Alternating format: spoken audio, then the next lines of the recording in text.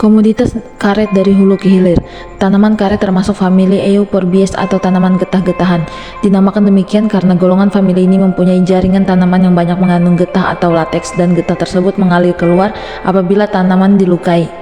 Tanaman karet merupakan tanaman industri yang mulanya berasal dari lembah sungai Amazon karena liar atau semi-liar masih banyak ditemukan di bagian utara Amerika Selatan, mulai dari Brazil, Venezuela, Kolombia, dan Peru. Karet merupakan komoditi ekspor yang mampu memberikan kontribusi di dalam upaya peningkatan devisa Indonesia. Pada tahun 1876, tanaman karet pertama kali diintroduksikan ke Asia Tenggara. Karet mulai menjadi komoditas yang dipentingkan setelah industri mobil mulai berkembang di benua Amerika.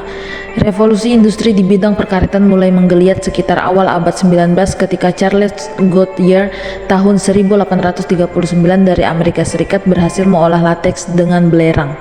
Proses menggunakan belerang tersebut dinamakan vulkanisasi.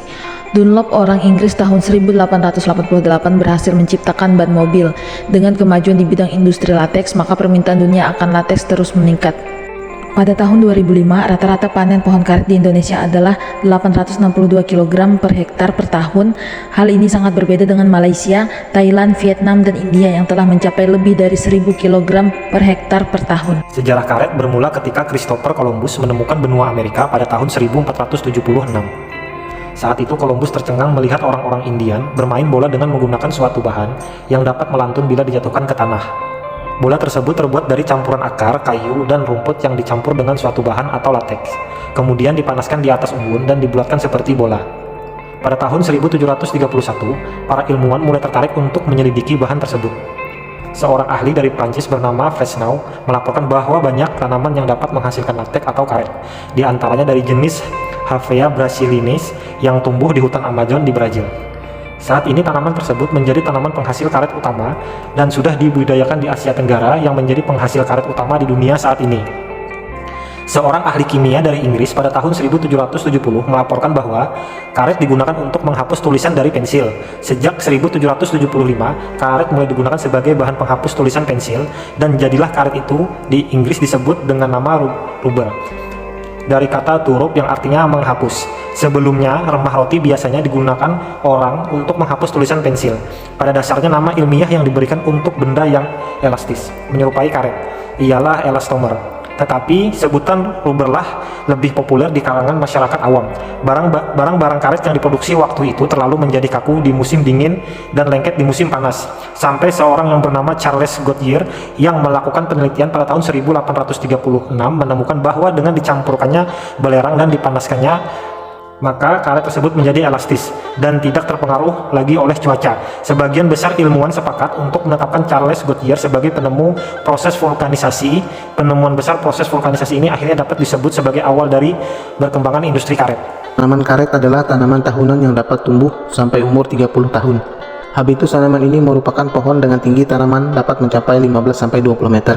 Modal utama dalam pengusahaan tanaman ini adalah batang setinggi 2,5 sampai 3 meter, di mana terdapat pembuluh lateks.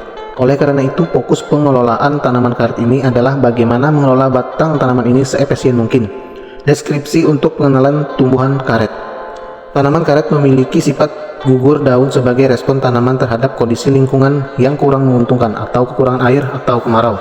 Pada saat ini sebaiknya penggunaan stimulan dihindarkan. Daun ini akan tumbuh kembali pada awal musim hujan. Tanaman karet juga memiliki sistem perakaran yang ekstensif atau menyebar cukup luas sehingga tanaman karet dapat tumbuh pada kondisi lahan yang kurang menguntungkan. Akar ini juga digunakan untuk menyeleksi klon-klon yang dapat digunakan sebagai batang bawah pada perbanyakan tanaman karet. Tanaman karet memiliki masa belum menghasilkan selama 5 tahun atau masa TBM 5 tahun dan sudah mulai dapat disadap pada awal tahun ke-6. Secara ekonomis, tanaman karet dapat disadap selama 15-20 tahun. Perawatan tanaman karet. Tanaman dengan daun hijau besar dan biasanya tebal ini harus ditempatkan di tempat yang sesuai. Lingkungan dengan cahaya rendah dan suhu rendah akan ideal. Pohon karet tidak boleh terkena aliran udara. Perhatian harus diberikan pada irigasi, tidak boleh terlalu banyak disiram. Jika tanahnya agak kering, penyiraman di bawah pot harus dilakukan. Tanah harus dipilih dari yang cocok untuk tanaman berdaun hijau.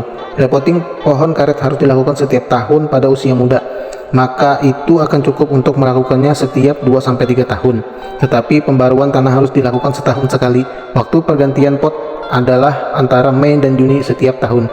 Penting untuk mencuci daun pohon karet berdaun lebar dari waktu ke waktu dan menyekanya setiap saat. Agroindustri adalah salah satu cabang industri yang mempunyai kaitan erat dan langsung dengan petani. Apabila petani diartikan sebagai proses yang menghasilkan produk pertanian di tingkat primer, maka kaitannya dengan industri dapat berkaitan ke belakang maupun ke depan. Kaitan ke belakang karena kegiatan pertanian memerlukan industri induk produksi, alat pertanian, dan mesin yang langsung dipakai dalam proses produksi pertanian.